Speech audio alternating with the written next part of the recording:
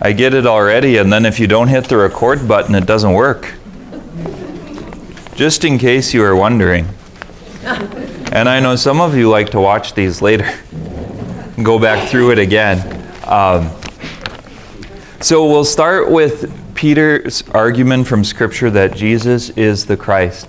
And this is something that's quite important because it highlights many of the main points of the life of Jesus. Sometimes people will talk about how to share your faith or the message of the gospel. And in a sense, this is what Peter is going to walk through in these verses. He is directing it toward his hearers. And if he's standing in Jerusalem, who are the people listening to him most likely? In Jerusalem, it's probably Jews. But not just any Jews. Who would it be? No, the Hasidim are much later. That's in the 18th century that the Hasidim come out. They would be the Jews that probably knew of the life of Jesus. They would be Jews that might have been part of the crowds that were asking for Jesus' crucifixion on Good Friday or on Holy Thursday, depending on when the trial happens.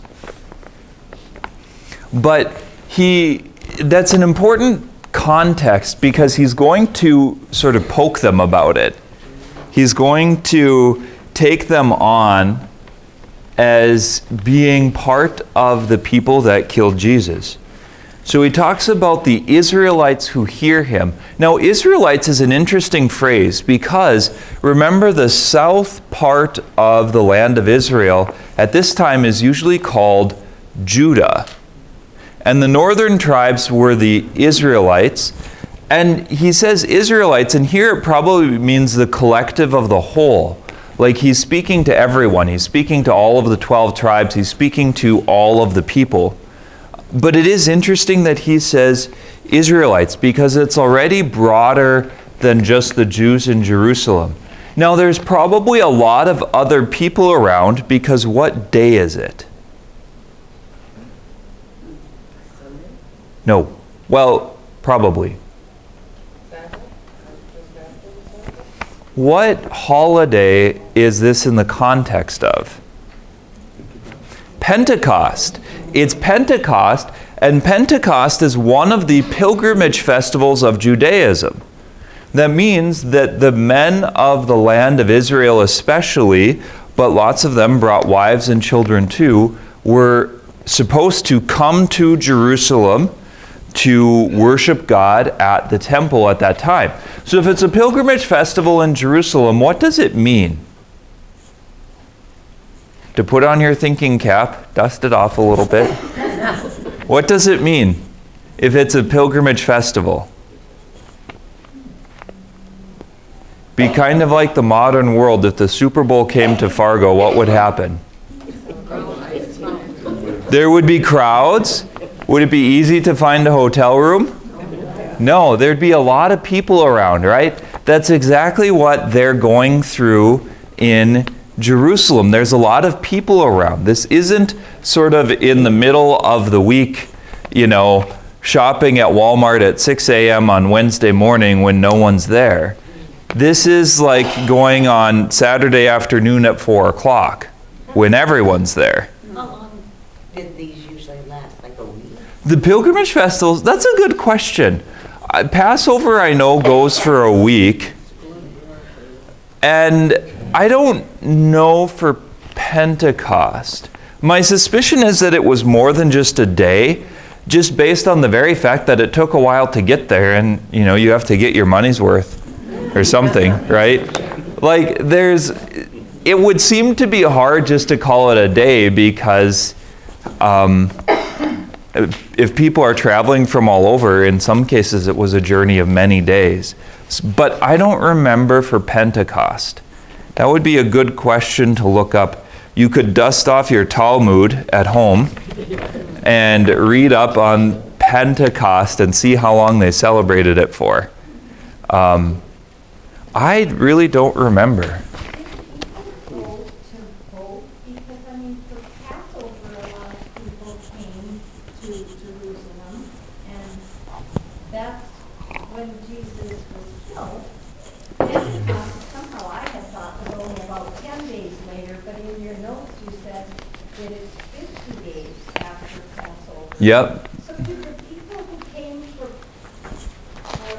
Passover go home and then make the journey back only 50 days later? That's a good question. When they traveled for so, you know. That's a good question. Let's think about that a little bit. So you were saying at the end, what would the big objection to it be? Like you mentioned that people would travel, if they traveled for Passover, would they come back for Pentecost like 50 days later? It's only 7.5 weeks or so, right? What was your objection that you would say at the end? I think you're on to an answer. Well, I would just stay. You were saying if they traveled so far, would they like go home and come back? Now, I think we can answer some of this if we just think about it. What would be some considerations in the midst of this kind of puzzle? Lodging, to stay and have lodging that long is probably an issue. Now it is Israel, so it's a little bit easier to camp in a tent than it is in North Dakota, because the likelihood that you're going to freeze is a lot less. But that doesn't make it easy. And even if you stay in a tent, you'd have to have water and food, provisions. So staying in a tent for 7 weeks doesn't sound like it's at the top of my list. I don't think most of you would enjoy staying in a tent for 7 weeks or 8 weeks. Some of you probably wouldn't stay in a tent for a day. What else?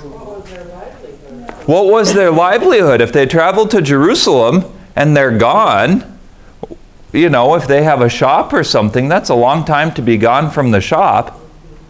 You know, if that's their source of income, so that's another one. What else? Food, yep, the food and the water, we mentioned those. If they left their family behind, if they didn't travel with their whole family. Patty mentioned earlier the distance involved, that if you had to travel for days, it certainly wouldn't be easy to go home and pack up and travel back. So you could look at it and what it would mean for a lot of the most faithful Jews. What would it mean about their life and their lifestyle? If they wanted to be able to make these pilgrimage festivals, what would they do? Split up the families.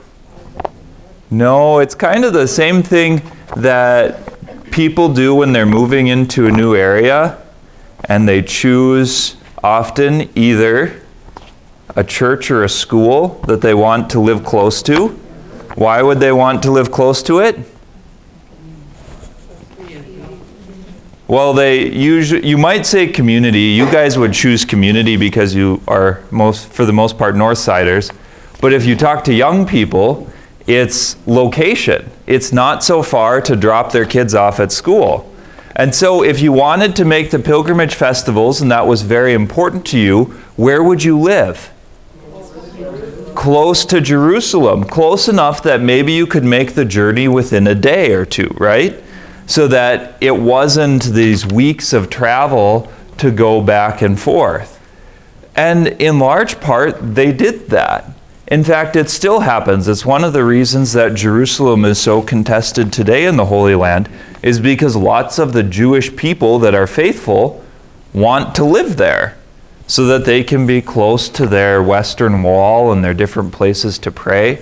And so there's all kinds, like when you hear in the U.S. news about settlements in the West Bank, You hear about that, and there's controversy about it. And we don't need to dive into the controversy, but you should know that most of the settlements are close to Jerusalem because that's where the Jews want to live. They want to be close to Jerusalem. And if you look at a map, and it's hard to see because there's all kinds of different boundaries, but technically the area north and south of Jerusalem and to the east is all part of the West Bank. So where we would usually have suburbs, that's all part of the West Bank in the modern world. You know, like north of Fargo is Harwood and south of Fargo is Horace and Wild Rice. Like those areas would all be West Bank as far as Israel goes. The only place that is technically part of Israel in the strong sense of the word is directly west of the city.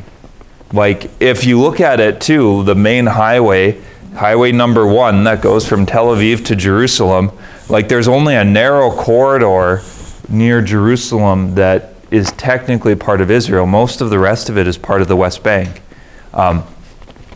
So faithful Jews often live near Jerusalem. Now, if you didn't live near Jerusalem, what would you probably do on a pilgrimage festival? Try to stay with family. Stay with family, that would be part of it, yeah, but where would you go for some kind of worship thing? Church. You guys got to be louder. A synagogue, exactly. They would probably go to a synagogue. So if you were in Galilee and you couldn't make it to Jerusalem, you'd probably go to a prayer service at the synagogue. If you were in Egypt and you certainly weren't going to make it to Jerusalem, you'd probably go to a service at the synagogue. Now, we don't know. Some of the most faithful people probably did go every time. But that would be hard, and it would be expensive, and it would be a big sacrifice. Jesus, it talks about in his life in the Gospels, had a habit of going to Jerusalem for the pilgrimage festivals. It notes that specifically in some spots. He doesn't go every time, because at least one of them in the Gospel of John, he's in Galilee and he gives his bread of life discourse. And then he goes to a synagogue, which would make sense on a pilgrimage festival. And part of the end of the bread of life discourse happens in a synagogue, because they talk about, I think, being in the synagogue at Capernaum. But the reason why I said this is a good question to think about is because we have to learn to sort of apply these other things that we know and this deeper understanding of the world and how it works to the scriptural text. Like, we can think through some of these things. Now, we certainly don't know it absolutely. To say in the case of this individual or that individual, we don't know. Did they go to everyone? Did they go to half of them? Did they go to one of them in their lifetime? We don't know. But as a society in general, you can actually say quite a bit because we understand some of the logistics of these kind of things. It's the same sort of thing if you have children that decide to move to the Middle East, for instance. You might go visit them once or twice, right? But you're not going to see them every day or every week or even a few times a year unless you use video chat, which we have now. They didn't have in the ancient world. I wonder what the Pharisees would have done with video chat. It only counts as a pilgrimage if you don't blink 6 times. You know, they'd probably have some rules about how it worked, because that's kind of how Pharisaism functions. Like, they make rules about protecting things, and you end up with lots of rules and whatever. But you see that we can apply this kind of deeper understanding to the text, and that's important because you can enter into it a lot more. There's a lot more to it when you start drawing on these other things that you know. And for some reason, when it comes to the biblical text, it's almost like we leave our mentality behind and what we know behind and just sort of read it in the Bible, and because the Bible said it, that it happened that way. And, the people are sort of statues and they float around and they move from here to there, and okay, they were here and now they appeared there, and that's just okay because that's what it says. And that doesn't work. It breaks down consistently. And I'm not saying this to blame you, because there are things that I think through as well. But when you apply your understanding to the text, sometimes there's a lot that comes out of it. And then you notice some of these little details that surround it that are different. For instance, when Peter gives his, when the people hear the apostles speaking, it talks about some of them being from Cyrene. Does anyone remember where Cyrene is? Cyrenians? It's in North Africa, the country, the modern day country of Tunisia. Is that a short journey? No, you have to cross all the way from the coast of Africa to Israel. The fastest way is probably by boat. And even then, it's probably a journey of some days. I think in one of the lectures that I was listening to, they talk about the rule of sevens, that you can cover on a horse in one day what you cover by foot in 7 days. And you can cover by boat in one day what you cover in a horse by 7 days. So you can see, like, especially if you get favorable winds. But again, you don't always have favorable winds. Sometimes they didn't sail from Rome to the Holy Land because the winds were wrong. And so there's only certain times of year where they make that journey because of how the wind pattern shifts in the summer and the fall and the winter on the Mediterranean. There's all kinds of these things. So Cyrenians, there's some Cypriots, they're from the island of Cyprus. There's Cretans, there's Arabs who had to cross the desert. So it does tell us that there are people from around the world that made this journey, even though it was a long way. Now, they probably didn't come often. If you come from North Africa, my guess is you don't come for Pentecost and for Passover, because it probably takes you, unless you go by boat, it probably takes you 50 days to get there or something. You leave at Passover time and arrive at Pentecost and realize you missed it.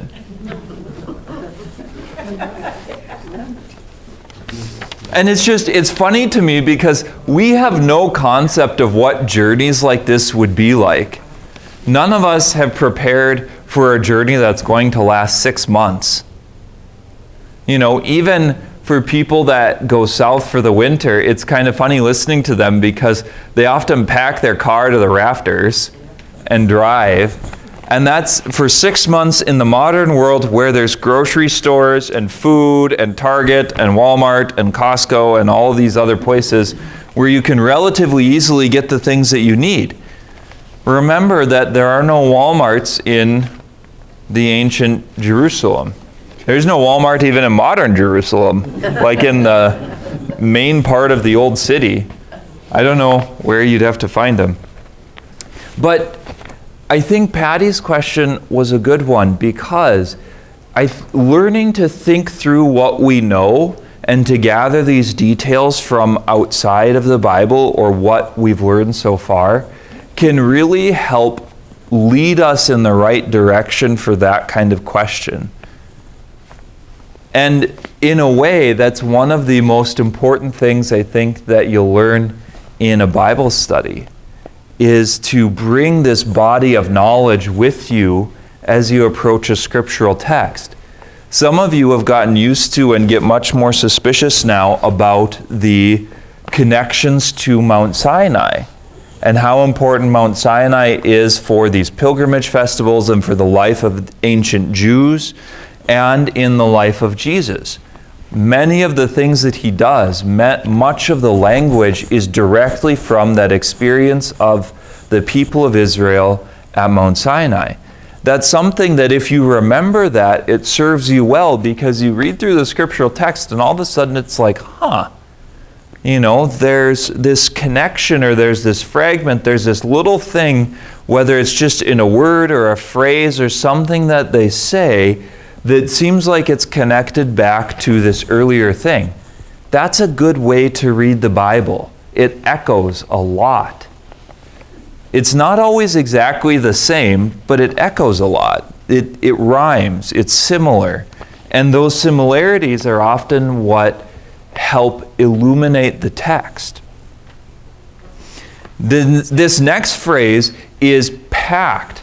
It's probably worth reading directly, because it is one of these phrases. I wonder why I said that. Christ and Lord. It doesn't say it. Oh, I know why. Because, so this part, first, Peter wants to demonstrate that Jesus is the Christ. What does Christ mean? Christ means Messiah, exactly. So the first step of his argument is going to be that Jesus is the Messiah. The second step is that Jesus is Lord. Where does Lord come from?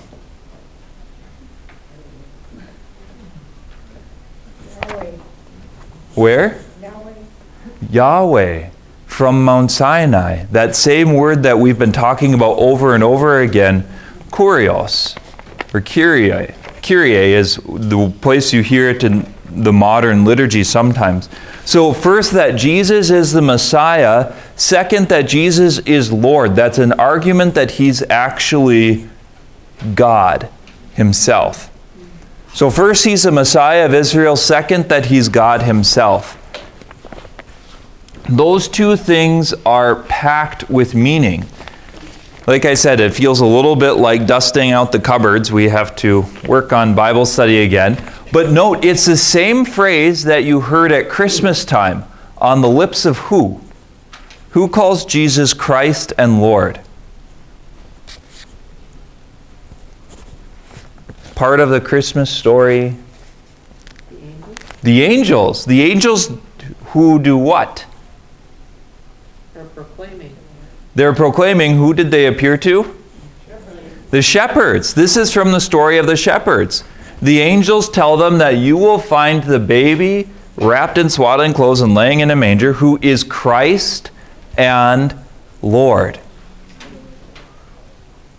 It uses those two phrases about Jesus. So Jesus is the Messiah and Jesus is God.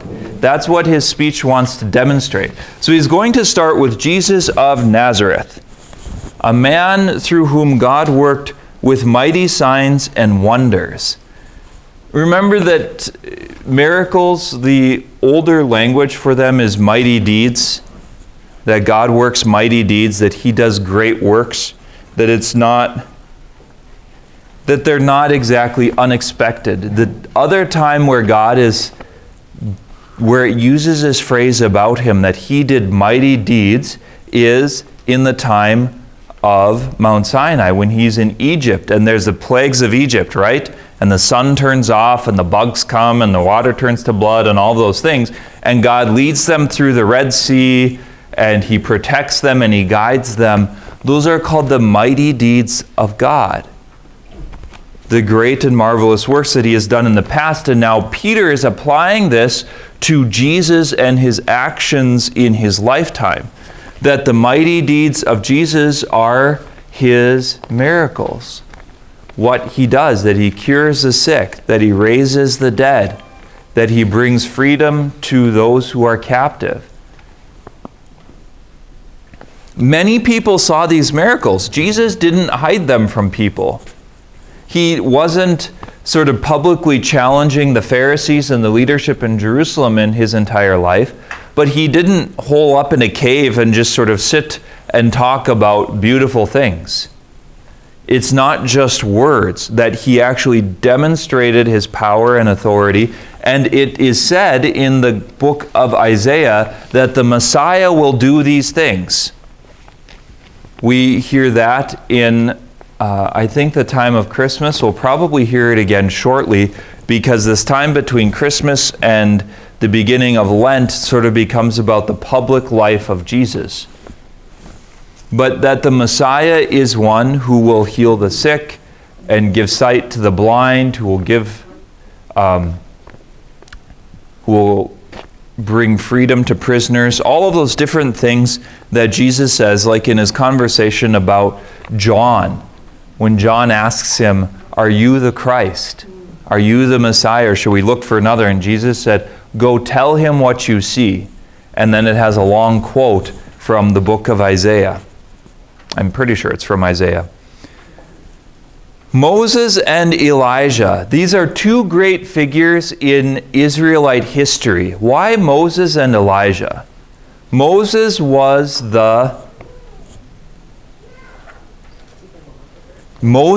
the lawgiver. Exactly. Moses is associated with the giving of the law, and you guys are doing well today. You keep laughing about it, but you got the answers.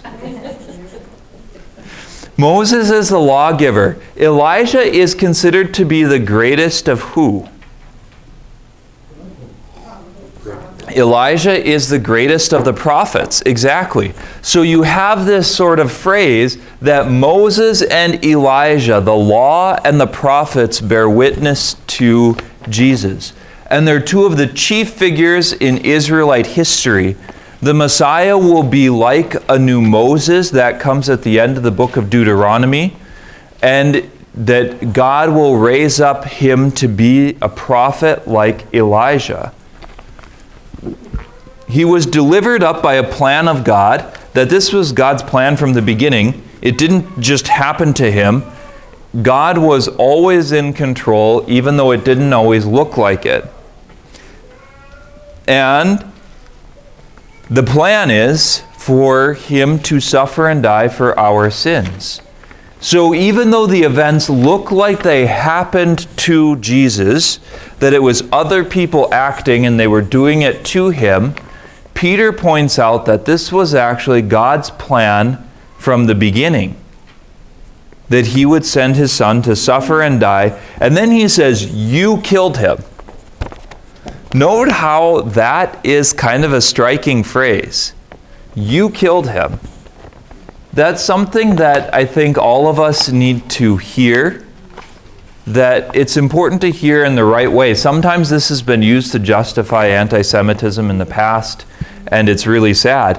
But there is a sense of this that's very true. What killed the Son of God? The answer is sin. Who commits sins? All of us. And so we all share a part in his death. And so Peter's taking it, he's kind of pushing on them a little bit. And it could be more true for them directly than it is for us in a way, because some of them could have been part of the very crowd that was chanting or arguing or agitating for the death of Jesus. So there's more than one layer of meaning there, but you killed him. Now, Jesus was actually killed by the Romans. Crucifixion is a Roman punishment, not a Jewish one.